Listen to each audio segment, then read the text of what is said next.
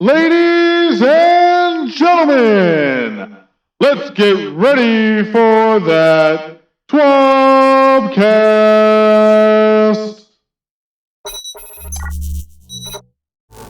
What's up, everybody? How you guys doing? Welcome to the first tri-platform TWAB-Cast that I've ever done. So, if you're new and you have not seen a TWAB-Cast before, I just want to let you guys know that what I do... I have stuff over my face. Oh, this is all sorts of awkward.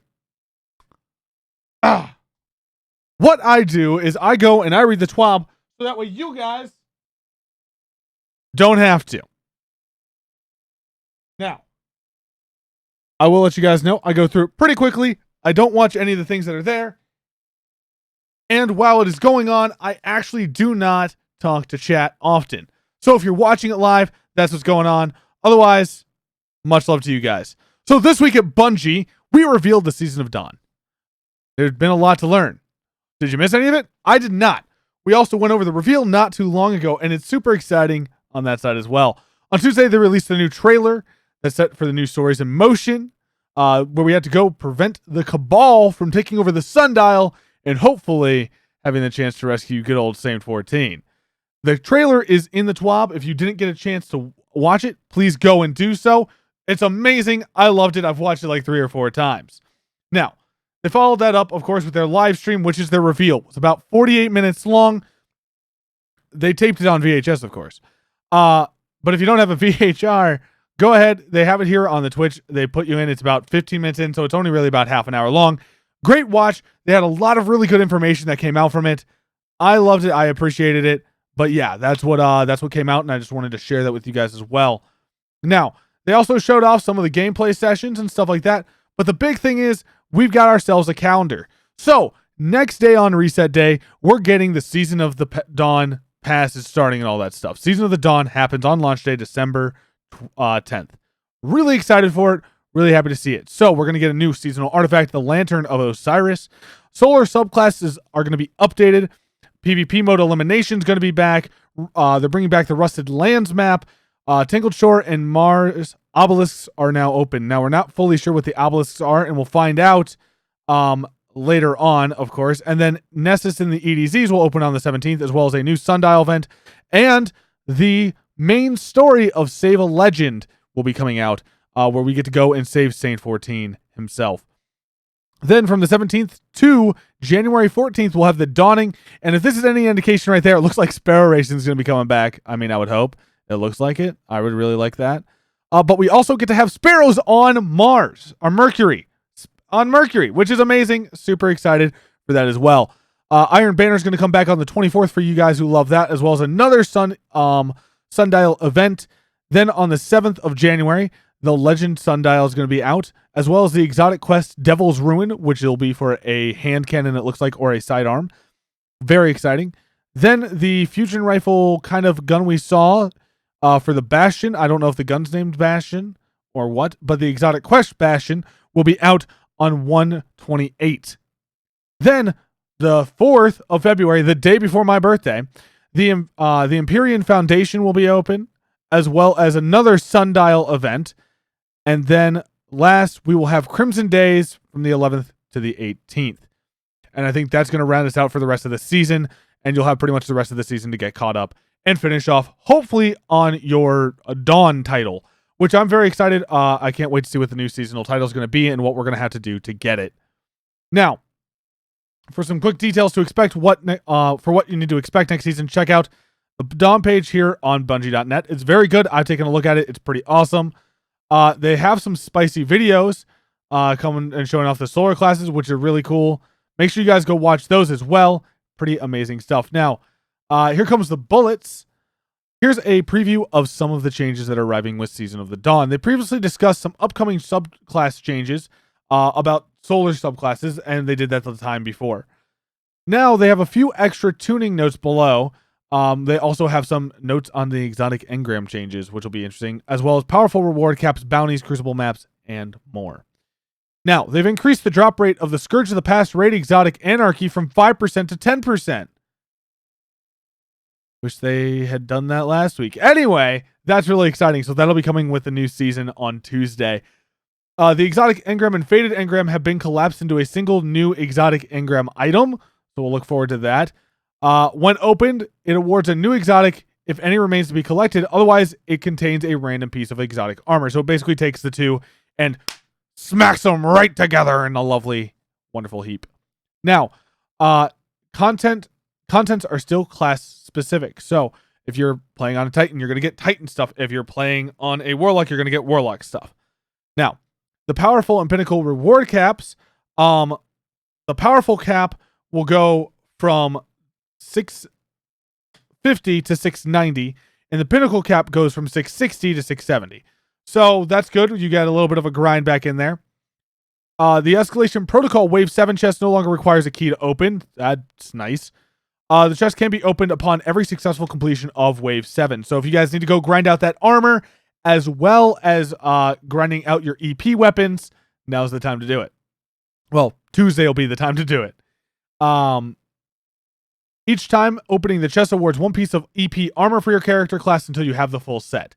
After the full set is acquired, subsequent opening of the chest awards random rolls and random pieces. So you'll get everything that you need, and then once you get everything you need, it'll switch it over and do some other fun stuff with you. So, easy enough. Now, the charged decryption keys and key fragments are being removed from the game. These items will be removed from player inventory, so it'll free up some nice inventory space for you. Armory keys to spawn Valkyrie javelins are unchanged and will remain where they are. EP weapon drops were not touched and are still cumulative stream boss drops. Well, I'm sorry for anybody that still has to grind that stuff, but hey, I'm going to be looking at grinding it out there for you guys. So we'll go grind some EP and we'll do it, and it'll be fun, and we'll make sure that all the EP gets done for people. Now, mods. The cost of slotting mods has been reduced from 5,000 Glimmer to 500 Glimmer. Don't know why it really mattered because I'm still sitting at max Glimmer. They also fixed an issue where 801 would grant duplicate weapon mods. So now that's no longer a problem. Bounties. They did make repeatable bounties from the Gunsmith, which is awesome. They also merged Strike, Crucible, and Gambit objectives on the Gunsmith weekly to field calibration into a single objective for shared progress. So now you don't have to do the things you don't like to have fun. Imagine that. Now, they also removed the Valor and Infamy tokens and Vanguard tokens from field calibration, so there's no longer a requirement for any of these to be linked activities. Any new mode-specific daily Crucible bounties, one per day, selected from full-time playlists and active playlists, so they've added those. They reduced the completion requirements on several daily and repeatable Crucible bounties. They removed grenade and melee bounties from the Crucible bounty repeatable pool as well. Now, Striker Code of the Missile, the middle path, is getting a base damage increase from 2,700 to 3,200 and getting in-flight damage from 100 to 200, slightly increasing the amount of time you have to be in the air after activation.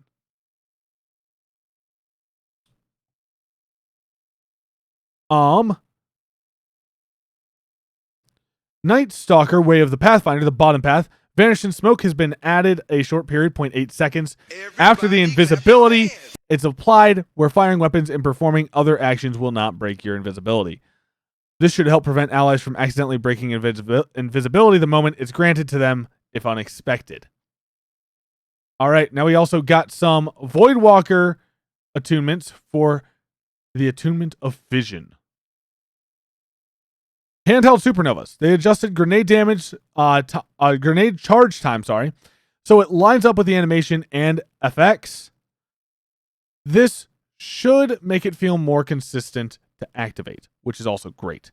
Crucible maps, they added Rusted Lands. They've also added the Dead Cliffs, Legion's Gulch, Retribution, and Solitude to appropriate playlists. And they removed Emperor's Respite, Equinox, Firebase Echo, and Volstock from all Crucible playlists. These maps are still available in private match, but they're taking stuff out of the rotation so we have other things to play, which I can massively agree with, and I honestly think it's a pretty great idea.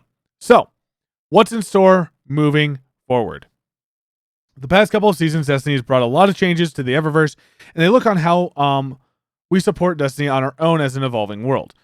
Today, we'd like to talk about some changes. some of what they've heard from us about Season of the Undying and outline how the feedback is going to impact Season of the Dawn. Offering some amount of Eververse content for silver only is part of ensuring we are able to fund our ability to keep creating and maintaining Destiny. That said, we agree with you that we'd also like to see a higher ratio of items be available for Bright Dust. By the end of Season of the Undying, around 50% of Eververse content had been offered for Bright Dust. In Season of the Dawn, they're going to make it 80% of Eververse content. So if you want it first, you're going to have to pay for silver, and if you don't want it at all, or if you want to wait, you can get Bright Dust and try to gain up on that. They've also heard that they want to know what will be offered in silver only so you can plan what you're interested in buying. They agree in providing transparency and that it's vital. They plan to share on social every week what items will be for silver during the season, as they will appear in the Eververse store. Now, Bright Dust economy. In Season of the Undying, they changed a lot as a pay or a play to win, a play to earn currency to a play to earn reward. They want players to be able to acquire a selection of their favorite Eververse content every season just by playing the game. We've all been keeping an eye on the Bright Dust economy in Season of the Undying with this in mind. In Season of the Dawn, all dawning weekly and repeatable bounties will award Bright Dust in quantities equal to the amount awarded from Strike, Crucible, and Gambit bounties. 200 per weekly and 10 per repeatable. Crimson Days will do the same for the weekly bounties only. This does not include repeatable bounties.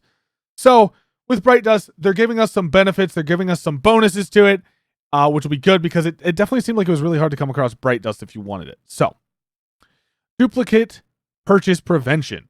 Eververse store no longer permits purchasing an item that is already in your collection.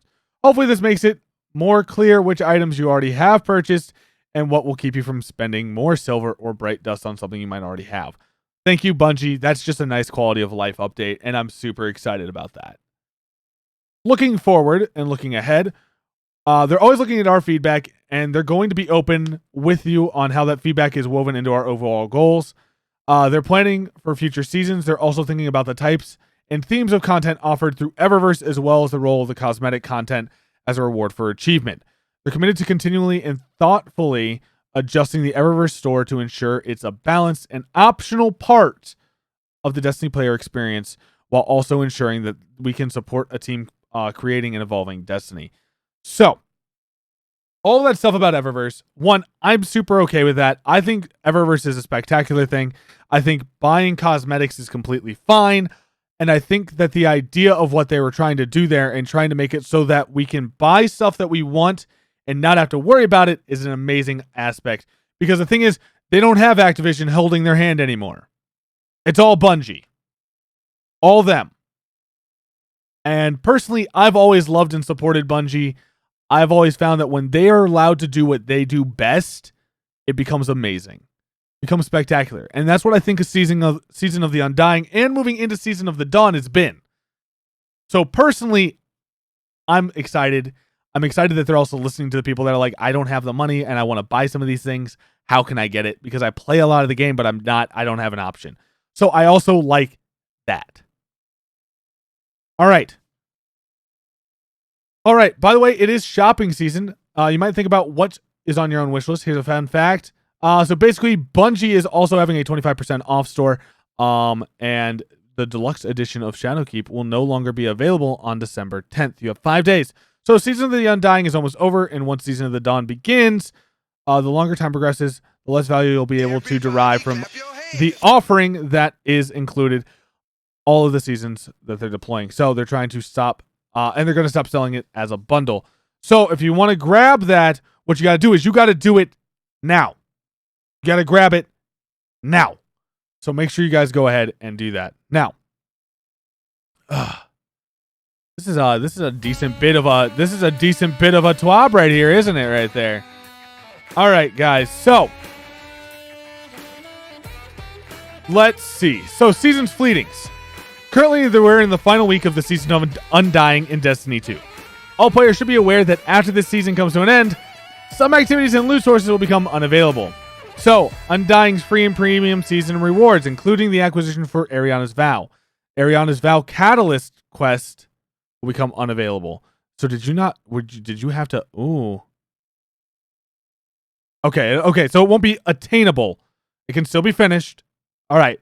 Vex offensive match made activity will be gone. Vex invasions on the moon will be gone. That makes me sad. The weapon data seeds from Akora will be gone. Gate Lord's Eye seasonal artifact will be gone. Power bonuses granted from the seasonal artifact will be gone. Season-specific triumphs, seals, and titles will also all be gone. So if you have not gone and gotten all of those things done, you have 5 days. May the Traveler be with you. So, again, that's a lot of stuff that's going on. They're just pulling out the stuff from last season, and they are going to be bringing in new things. Now, once Season of the Undying ends and Season of the Dawn kicks off, it will have the update of 2.7. And so here's their timeline for that. Destiny maintenance is going to begin at 8 a.m. Destiny will be taken offline for all platforms at 8 a.m. At 9 a.m., it should be rolling out, and at 10 a.m. Pacific time, they should be back online for all platforms, and Season of the Dawn begins. At 11, the entire service should be done, and they should be able to move on and not have a problem at all. So for future time release timelines, when they're available, make sure you guys keep track with the Destiny server and update status help article. That's the best way to keep track of it, or follow Bungie Help on Twitter, which is a great way to do it as well. Now, invitation notifications. Today, we'd like to announce an upcoming feature that allows players to disable clan invite notifications in-game. So, PC players will be able to disable these in-game notifications by going to Settings, then Gameplay, then Clan Invite Notifications. When this feature is disabled, players will no longer receive clan invite notifications during Destiny 2 gameplay. Players on other platforms can expect this feature a later time, because it takes more time to get stuff. Like, they can shove stuff out on PC, see if they like it, and it actually takes more time to dwindle down to the consoles. So, just to be aware of that, that's kind of how it works. Now, please note that all players can already disable clan invites entirely if they so choose, and there's the path right there if you want to. I personally don't want to. I run a clan. I run a clan, so I don't really need them. So, all of that great things happen. Now, we do also have all the movies of the weeks. I don't watch them here, so make sure you guys go check them out. They're amazing. Just do it. You're supporting other content creators. You're supporting people who love Bungie. You're doing basically amazing work right there. Amazing work. That being said, that's all Cosmo had for us. That's our mission. We got to go repair. We got to go use the sundial and repair the timeline and save Saint 14. Of course, there's going to be a loot along the way, but we get to save Saint 14. So, I'll see you guys on Mercury as well, Guardians. I look forward to it. This has been our TWAB-Cast live, if you got to see it live. It will be posted up on YouTube. That all being said, I hope you guys have a great day. Stay awesome and do great things. Don't forget to like, comment, and subscribe. I'll see you guys next time. Adios.